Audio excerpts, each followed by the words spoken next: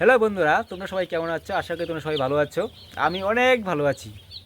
এখন বাজে রাত্রে 2টো, আর আমি আছি আমার পোলট্রি ফার্মে। কারণ অনেক ঠান্ডা, ঠান্ডায় আমি হিটার চালিয়ে বসে রয়েছি। তোমরা দেখতেই পাচ্ছ। এই দেখো, এদিকে দেখো, ওইদিকে দেখো। আমি আমার একটা পোলট্রি ফার্মে আছি। এখন আমি অন্য একটা পোলট্রি ফার্মে যাব একটু পরে। ওই জায়গায় হিটার চালানো আছে।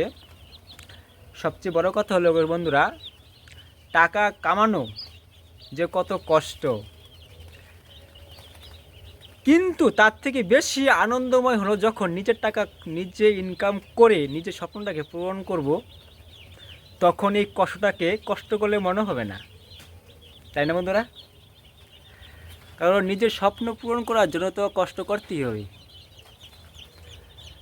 আর যখন তোমার স্বপ্ন পূরণ হয়ে যাবে তখন তোমার কষ্টটাকে কষ্ট বলে মনে হবে না, এটা আনন্দ বলে মনে হবে। আনন্দ, যে আমি আনন্দ করে কাজটা করতাম, কত না ভালো লাগতো। তার জন্য তোমাদেরকে বলি, তোমাদের স্বপ্ন পূরণের জন্য তোমরা যে কোনো কাজ করতে পারো। কারণ কাজে কোনো নিন্দা নেই বন্ধুরা। কারণ আমি এই যে পোলট্রি মুরগি চাষ করি, তার জন্য তোমরা যদি বলো যে নোংরা কাজ, ছেলেটা কেমন কাজ করে, অনেকে হয়তো সম্মান করবে না, কিন্তু সেটা দেখে কিন্তু লাভ নেই বন্ধুরা। ছেলেদের কিন্তু রূপে বা গুণে কিন্তু লাভ নেই। ছেলেদের সবথেকে বেশি গুরুত্বপূর্ণ ছিল টাকা। তোমার টাকা কামানো নিয়ে কথা। এখন সবচেয়ে বড় কথা হলো গিয়ে, পড়াশোনা করে যে চাকরি হবে সেরকম কোনো ব্যাপার না। আর সমস্ত ছেলে যে চাকরির জন্য পড়াশোনা করে সেটাও কিন্তু কোনো ব্যাপার না। আমি আজকে এই কাজ করতেছি ঠিকই আছে, অন্য সময় আমি অন্য কাজ করব।